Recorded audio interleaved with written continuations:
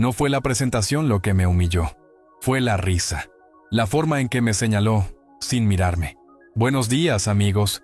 No les robaré mucho tiempo. Solo quiero pedirles que me ayuden a alcanzar el objetivo de 5,000 suscriptores y que se suscriban a mi canal Historias de Engaños. Espero que les guste la historia de hoy. Por favor, denle a me gusta y compartan el video con sus amigos. Les agradezco mucho a todos por ver el video. Que lo disfruten.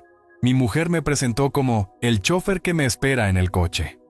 Así, sin bajar la voz, con una sonrisa divertida, orgullosa de su propia crueldad.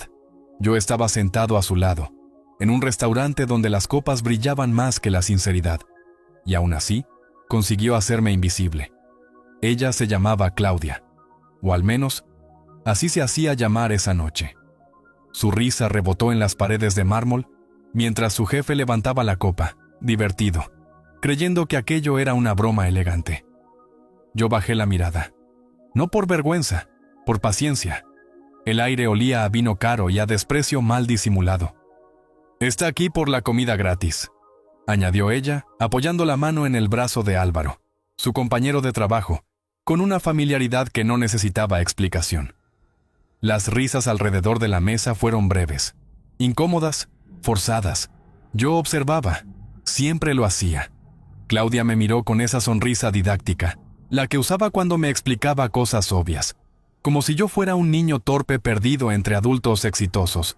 Para ella y su equipo de marketing, yo era Lucas, el marido sin ambición, el hombre del coche viejo, el que pagaba facturas y no hacía preguntas. Ese fue su error. El silencio empezó a cambiar cuando Héctor, el dueño del restaurante, se acercó.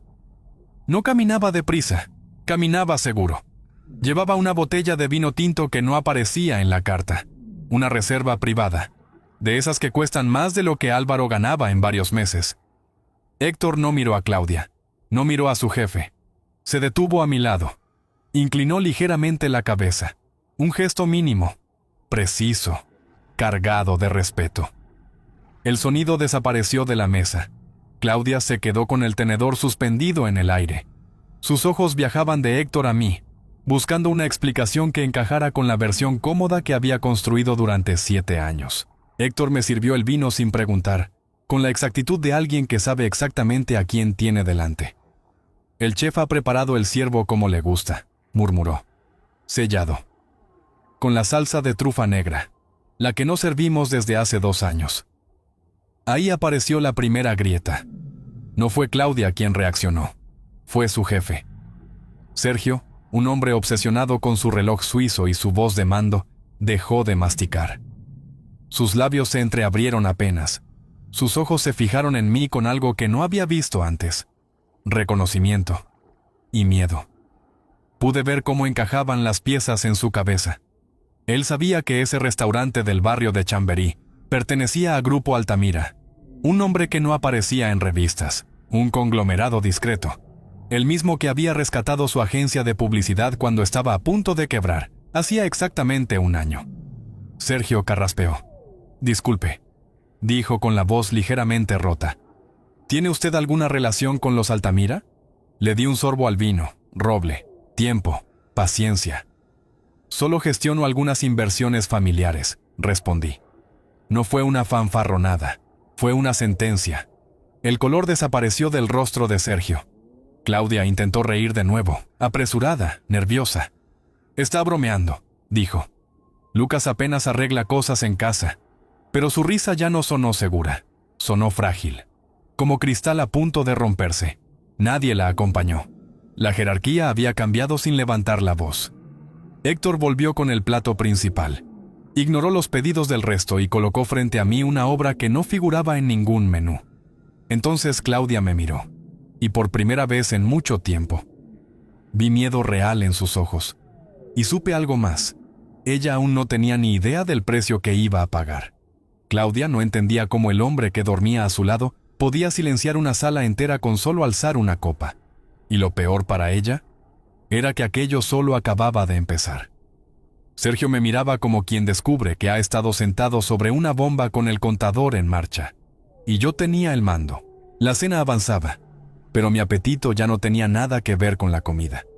La transformación de Sergio fue tan rápida como lamentable. El mismo hombre que minutos antes apenas me había dirigido la palabra, ahora se inclinaba hacia mí con una deferencia casi obscena. Ignoró por completo a Claudia. Empezó a hablar sin respirar sobre el mercado inmobiliario, sobre oportunidades en el centro de Madrid, sobre tendencias, sinergias y palabras vacías que solo usan quienes tienen miedo. Pequeñas gotas de sudor le brillaban en la frente bajo la luz cálida del restaurante. Yo lo olía. El miedo siempre tiene un olor ácido. Sergio había entendido algo esencial. Grupo Altamira, el nombre que aparecía en los cheques que habían salvado su agencia hacía un año, no era una entidad abstracta, no era un despacho lejano, era yo, el mismo al que habían llamado chofer sin bajar la voz. Claudia, mientras tanto, intentaba recuperar el control del relato. Interrumpía con risas nerviosas, cambiaba de tema, hablaba de su presentación trimestral, de los supuestos logros de su equipo. Se movía demasiado. Gesticulaba como una actriz que ha olvidado el guión y busca desesperadamente la aprobación de un público que ya se ha marchado del teatro. Me miraba con rabia y desconcierto. No podía comprender cómo su marido, predecible y aburrido, presidía ahora la mesa como un juez silencioso.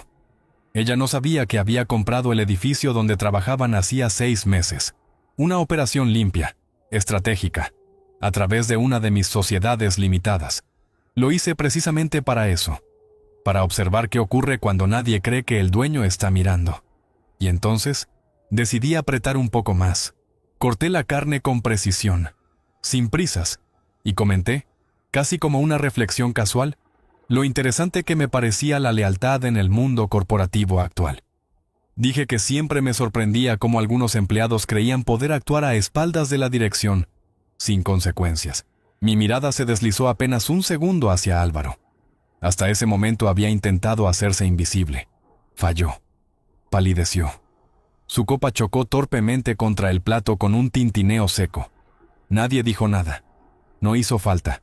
Seguía hablando, tranquilo, sobre las auditorías de seguridad en algunos de mis edificios, sobre los patrones curiosos que aparecen en horarios tardíos, cuando las oficinas deberían estar vacías, cuando las luces deberían estar apagadas. No di nombres. No los necesitaba. La mención de las horas nocturnas fue suficiente para que el aire abandonara los pulmones de Claudia. Se tensó. Apretó la servilleta de lino blanco como si fuera un salvavidas. Yo conocía bien esas excusas. Reuniones largas. Estrategias urgentes. Siempre con Álvaro. Yo asentía, sonreía y archivaba las grabaciones en mi servidor privado. Sergio, ajeno al drama íntimo pero aterrorizado por el profesional, empezó a asegurar que su equipo cumplía todos los protocolos éticos. Tartamudeaba explicaciones que nadie le había pedido. Yo lo observaba en silencio, porque la verdad aún no había salido a la mesa, y cuando lo hiciera, ya no habría vuelta atrás. Disfruté el silencio, lo dejé crecer, acomodarse.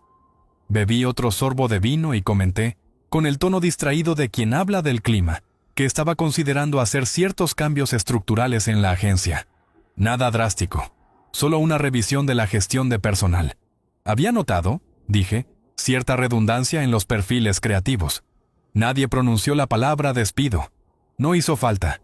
Flotó sobre la mesa como un espectro. Álvaro buscó a Claudia con la mirada. Necesitaba ayuda, un gesto, algo. Pero ella estaba clavada a su plato, incapaz de levantar la vista. Por primera vez entendía que el suelo bajo sus tacones se estaba resquebrajando. La cena continuó. Los platos iban y venían casi intactos frente a los demás. Yo comía, con calma, con hambre, con el apetito de quien ha esperado demasiado tiempo este momento. La humillación pública solo era el aperitivo. El plato fuerte estaba reservado para después. El punto culminante no llegó con el postre, sino con un gesto mínimo de mi mano hacia Héctor. Las luces del restaurante, ya tenues, descendieron un punto más. Nuestra mesa quedó envuelta en una penumbra teatral. Claudia se removió incómoda en su silla. Siempre había sido así, amante del foco, del aplauso. Intentó recomponer su sonrisa. Quizá pensó que había preparado algún homenaje, una sorpresa, un último intento del marido dócil por recuperar su aprobación. Su vanidad era tan profunda que incluso entonces Seguía creyendo ser la protagonista. No podía estar más equivocada. Ella no era la historia, era el experimento. Una pantalla descendió en silencio desde el techo del salón privado. Una instalación exclusiva, pensada para mis reuniones confidenciales. Sergio se ajustó la corbata, visiblemente aliviado. Creyó que por fin hablaríamos de números, de gráficos, de proyecciones. Saqué un pequeño mando del bolsillo, lo dejé caer sobre la mesa. El sonido metálico fue seco, definitivo. Pulsé reproducir sin apartar la mirada de Claudia. La pantalla se encendió. No aparecieron logotipos, ni balances, ni palabras. Solo una imagen en blanco y negro, nítida, granulada, con una fecha y una hora parpadeando en la esquina superior derecha. 3 días atrás. 2307. El pasillo principal del edificio de oficinas que yo poseía. El mismo donde Claudia decía quedarse hasta tarde por el bien de la empresa. El silencio se volvió espeso, casi sólido. La puerta del ascensor se abrió. 2 figuras salieron. Claudia iba delante, segura, con esa arrogancia controlada que reservaba para sus presentaciones. Álvaro la seguía, demasiado cerca. No había audio, pero no hacía falta. Las imágenes hablaban. Él le rodeó la cintura con una familiaridad que no admitía errores. Ella no se apartó. Se giró. Se fundió en un abrazo que no era improvisado. No era torpe. No era un accidente. Era costumbre. No fue un beso robado. Fue rutina. La proyección cambió. Otro ángulo. El aparcamiento subterráneo. Luego la entrada trasera del edificio. Clips distintos. Días distintos. Siempre lo mismo. Un montaje preciso, meticuloso, frío. Una auditoría de la traición. Nada explícito. Nada vulgar. Solo la prueba devastadora de una deslealtad sostenida en el tiempo. De 2 personas que se creían intocables, protegidas por la mentira. Claudia dejó caer la servilleta. Sus manos temblaban. No lloró, no gritó. Se quedó inmóvil, como si por fin entendiera algo esencial. Yo no estaba allí para vengarme con rabia. Estaba allí para cerrar un ciclo. Y lo peor para ella no era lo que acababa de ver. Era comprender que todo aquello llevaba meses ocurriendo bajo mi mirada. No aparté la vista de Claudia mientras comprendía, segundo a segundo, que aquello no era una pesadilla pasajera. Su rostro se descompuso sin necesidad de palabras. Primero incredulidad, después pánico puro. Se llevó los dedos a los labios como si el cuerpo intentara expulsar algo que ya no podía ocultarse. Sus ojos seguían fijos en la pantalla, atrapados en su propia sentencia. Álvaro estaba acabado. No necesitaba mirar 2 veces para saberlo. Su cuerpo se había encogido sobre sí mismo, como si quisiera desaparecer dentro de la silla.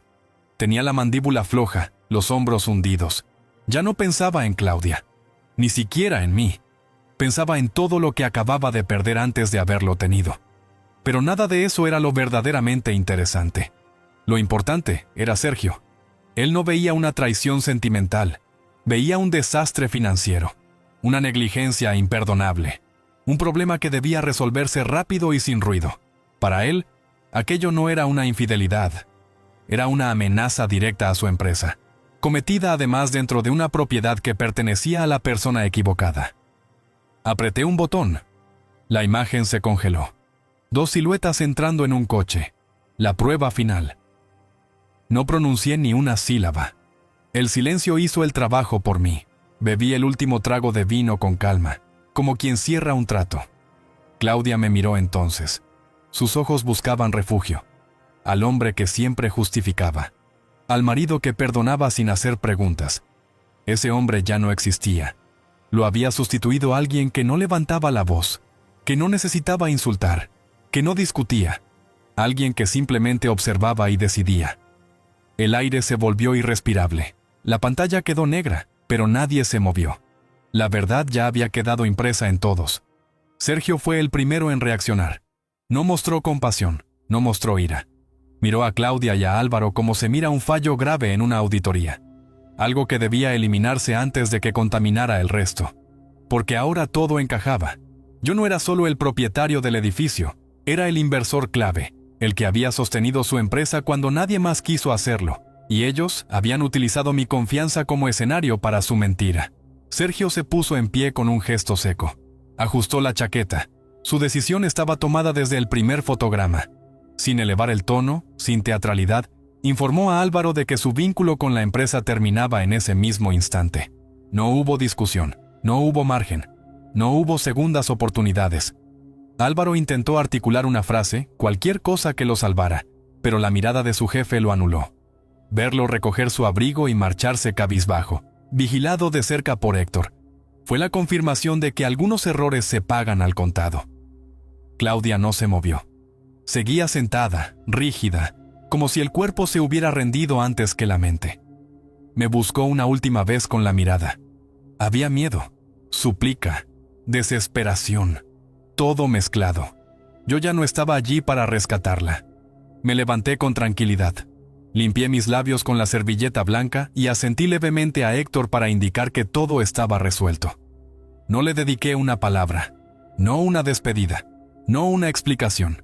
Salí del restaurante y la dejé atrás, sola, rodeada de lujo inútil, bajo la supervisión de un jefe que no pensaba consolarla, sino redefinirle la vida desde cero. Lo que vino después no fue una explosión, fue peor. Fue una demolición lenta, silenciosa, meticulosa, de esas que no dejan nada en pie, ni ganas de volver a empezar. Lo que había activado aquella noche no se apagó con el cierre del restaurante. Aquello solo fue el encendido. El lunes por la mañana, Claudia cruzó la puerta de la oficina intentando recomponerse. Espalda recta, rostro firme. Esa máscara de mujer indestructible que llevaba años perfeccionando. Pero el edificio ya no la reconocía. Algo había cambiado. Las conversaciones se detenían cuando ella aparecía. Las miradas se desviaban. El respeto que antes la rodeaba se había evaporado, sustituido por un silencio incómodo, casi clínico. Nadie decía nada. No hacía falta. El episodio del restaurante no figuraba en ningún correo ni en ningún comunicado oficial, pero en los niveles altos el rumor no necesita pruebas. Circula solo, se filtra, se incrusta. A media mañana recibió una convocatoria urgente. No fue en la sala acristalada donde solía brillar frente a la ciudad. Fue en un despacho sin ventanas, gris, aséptico, de recursos humanos. Sergio no estaba allí. Nadie alzó la voz. Nadie explicó demasiado. Le comunicaron que, debido a una reorganización estratégica y a consideraciones sobre la imagen corporativa, su esperado ascenso quedaba suspendido sin fecha. Además, era retirada de las cuentas clave y reasignada a tareas internas sin visibilidad. Un limbo profesional diseñado con precisión para empujarla a marcharse sola. Pero eso no fue lo peor. Lo verdaderamente devastador llegó después. Las invitaciones dejaron de llegar. Los mensajes aduladores desaparecieron. Las marcas de lujo, los eventos exclusivos, las cenas donde siempre tenía sitio. Todo se evaporó. Descubrió, demasiado tarde, que su estatus no era suyo, era prestado. Dependía del contexto, del poder que otros le concedían, sin padrinos, sin protección, con una sombra incómoda flotando sobre su nombre, pasó a ser prescindible. Yo observaba desde lejos, no con euforia, no con rabia, con algo más frío, más limpio, satisfacción sin emoción. Había desmontado su mundo usando las mismas herramientas que ella veneraba. Influencia, jerarquía y percepción pública. Sin gritos, sin escenas, sin ensuciarme las manos. Cuando regresó a casa esa noche, no lo hizo como siempre. No hubo tacones resonando en el mármol. No hubo llamadas dando órdenes. Entró despacio, arrastrando los pies, cargando con el peso de una carrera fracturada y una reputación en ruinas. Me encontró en el salón, sentado, tranquilo, leyendo, con una copa de ese bourbon que siempre decía detestar. Me miró desde el umbral, sin saber cómo colocarse, como si esperara que todo aquello fuera el final. No lo era. La mujer que cruzó la sala ya no era la ejecutiva que caminaba como si el mundo le debiera algo. Era una figura apagada, encogida. Se sentó en el borde del sofá, con los hombros vencidos, esperando una explosión, un reproche, un estallido. No llegó. Porque la ira implica vínculo. Y yo ya no sentía ninguno. Intentó acercarse. Buscó mi mano con un gesto torpe, tembloroso. Sus ojos se llenaron de lágrimas medidas. Empezó a construir un relato. el arrepentimiento, el error aislado, los años compartidos. Un amor que, según ella, merecía otra oportunidad. Podía ver el guión formándose en su rostro. Pero yo no estaba allí para escuchar historias, ni para salvarla, ni para castigarla con gritos. Estaba allí para algo más simple, más definitivo, para ser la consecuencia. Y lo que aún no entendía era que la factura de su traición todavía no estaba completamente pagada. Sin prisa, deslicé un sobre grueso por la mesa baja del salón. El gesto fue lento, calculado. Una línea clara entre su súplica muda y mi absoluta neutralidad. Claudia lo observó con desconfianza. Reconoció al instante el emblema del despacho jurídico más influyente de la ciudad, el mismo que custodiaba cada movimiento de mis empresas. Aquello no era un trámite, era una autopsia. Cuando abrió el sobre y empezó a leer, el poco color que aún resistía en su rostro se evaporó. Había un documento que nunca se molestó en revisar cuando lo firmó, 7 años atrás. El acuerdo prematrimonial. En aquel entonces creyó que estaba siendo lista, que protegía su prometedora carrera de un marido que consideraba funcional, pero prescindible. Jamás se le ocurrió que en realidad estaba sellando mi blindaje. Los papeles eran claros, fríos, implacables. Disolución inmediata del vínculo. Y luego, la parte que la dejó sin aire. La vivienda. Aquella casa que exhibía como trofeo social, el escenario perfecto para impresionar en cenas y reuniones, nunca había sido suya. Figuraba a nombre de una de mis sociedades inmobiliarias. Legalmente, Claudia no era propietaria, era ocupante, y su permiso había caducado. La notificación era precisa, 48 horas. Eso era todo lo que tenía para recoger sus efectos personales. Ropa, objetos íntimos, nada más, ni muebles, ni arte, ni recuerdos que yo hubiera pagado. Saldría como entró en mi vida, con maletas caras, y sin un lugar propio donde dejarlas. La vi comprenderlo. Fue físico, como un golpe de agua helada. No había crueldad en el acto. La había en la simetría. Había amado el estilo de vida, no al hombre que lo sostenía. Y ahora perdía a ambos en el mismo movimiento. Me levanté con tranquilidad. Ajusté la chaqueta. Sentí algo que no recordaba haber sentido en años. Ligereza. No hubo gritos. No hubo lágrimas escandalosas. No hubo drama. Cogí mi maletín. Comprobé las llaves. Caminé hacia la puerta.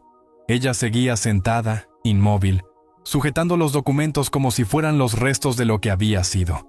Quiso decir algo. Insultarme. Suplicar. Pero el peso de sus decisiones le había robado la voz. ¿Comprendió, demasiado tarde, que su verdadero error no fue acostarse con Álvaro? Fue subestimar a quien dormía a su lado. Al salir, el aire nocturno me despejó la mente, como si borrara de una vez el rastro de su perfume y de todo lo que representaba. Me subí al coche, no al discreto, al real, al que no necesitaba esconder. Arranqué. Miré una última vez por el retrovisor. La casa seguía allí, imponente, perfecta, pero ya no era un hogar, solo otro activo.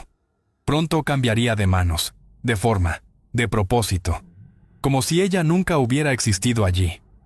Claudia pasó la vida persiguiendo brillo, ruido y validación externa. Creyó que el poder estaba en el cargo, en el volumen, en el aplauso. Nunca entendió que el poder auténtico es silencioso, que observa, que espera, y que solo se revela cuando decide terminar con todo. Construyó su castillo sobre mi supuesta irrelevancia. Yo solo tuve que soplar. Y ahora te pregunto a ti, que has llegado hasta aquí. ¿Crees que fui demasiado lejos? ¿O fue simplemente el precio exacto de años de desprecio y mentira? Porque a veces la venganza no se grita, se firma, se ejecuta, y se deja atrás, sin mirar. Todos tenemos un límite.